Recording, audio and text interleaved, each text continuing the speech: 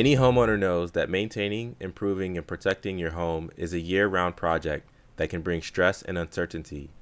In fact, according to a new survey by Liberty Mutual Insurance, more than half of Americans are worried that an unexpected issue will arise in their house. Joining us live from his own home to show us how to get ready for the cooler months is Chip Wade, an HGTV host and DIY expert. Welcome, Chip. Good morning. How are you? I'm doing great. How about yourself? I'm doing fantastic. On this cool, crisp autumn morning here. Now, for those that are tuning in through the podcast, we're actually going to have the live video up on businesslifeandcoffee.com/Chip. So, Chip, from what you see inside your home, as we're here to talk about how to get your home ready for the cooler months, what are some of the projects you're working on right now to get your home ready for winter? Well, I'm getting outside because the weather is so beautiful. And we all know this beautiful kind of pocket of fall and autumn only lasts for a certain length of time.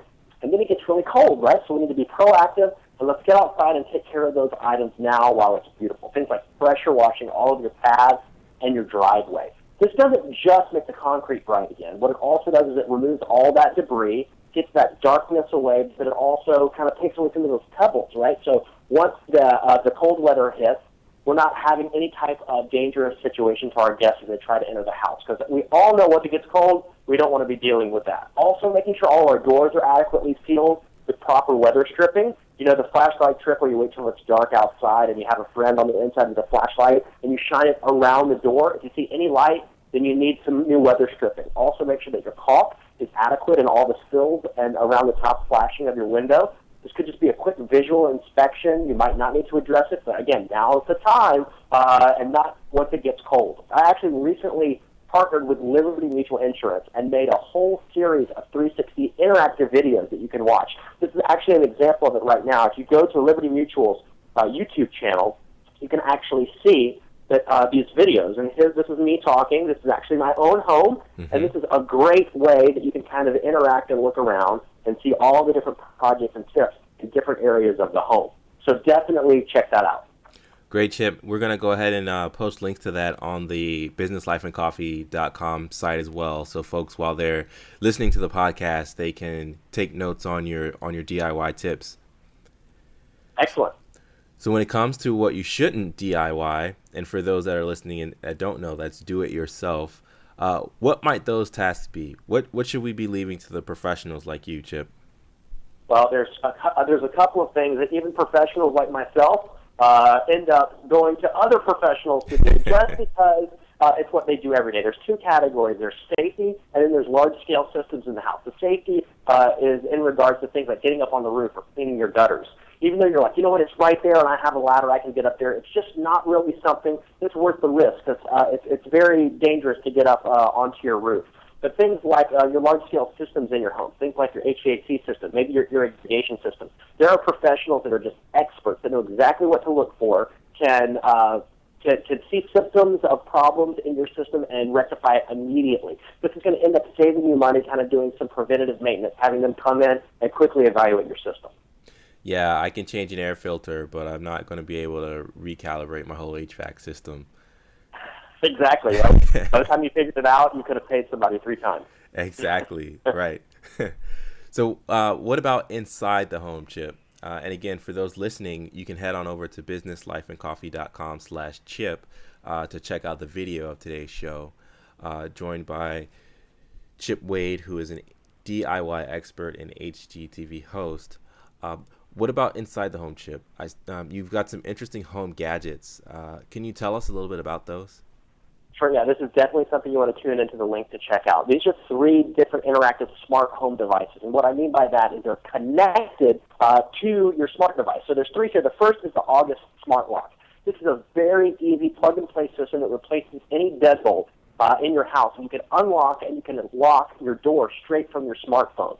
This is the Nest Protect smoke alarm. This is also a great thing to be able to just log into your smart device, or not even. This will send you an alert actually straight to your device if there's an issue. So you can just have that sense of no worry, that everything's okay at the house. The final thing is actually one of my favorites. This is called the Canary camera. I actually have it pulled up on my phone right now. I have one installed in this living room right now, and you can actually see that it's live broadcast video in color in ultra-wide angle, right? This is actually my crew that you can kind of see, which is pretty fun, right? Hey, crew. So at every point in time, I'm curious, say, what my kids are doing, if I have to run to the store, or if there's any motion, it can actually send alerts directly to your phone to notify you. So if you don't get an alert, you can just be like, you know what, I can enjoy my dinner and just have the just sense of no worry that everything's okay at the house.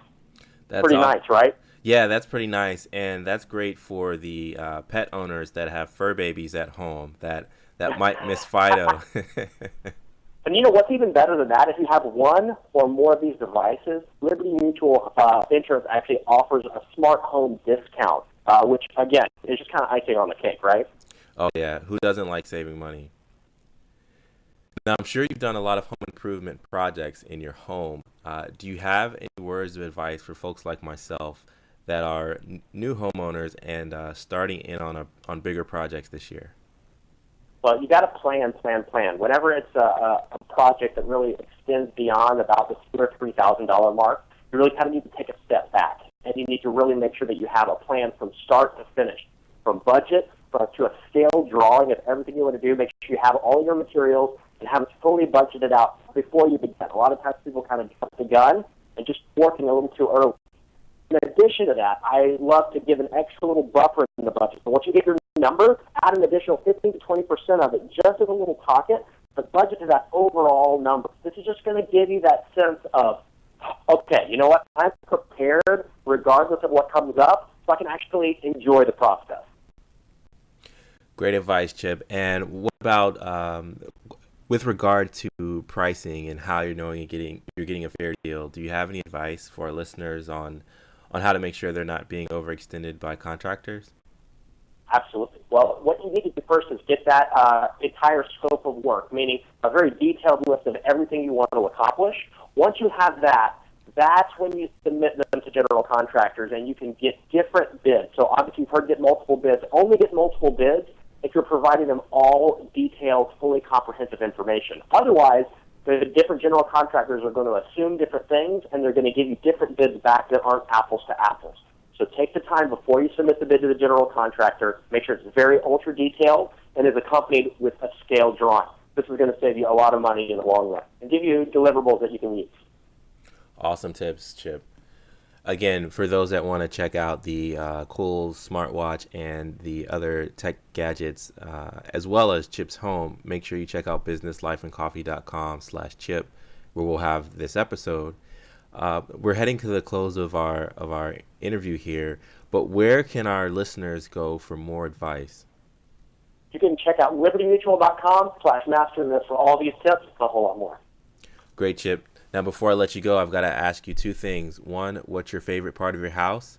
And two, what's your favorite area of the house to do reno projects on? Well, I love the backyard, which you can almost see through the windows behind me, but I got a nice little creek and a huge fire pit. That's where I love to hang out. But as far as doing projects, it's constantly in the workshop. So maybe next time, I'll show you around down there. Awesome. I'll hold you to it, Chip. Thanks for joining us today on Business, Life, and Coffee. Thanks for having me. Have a great day.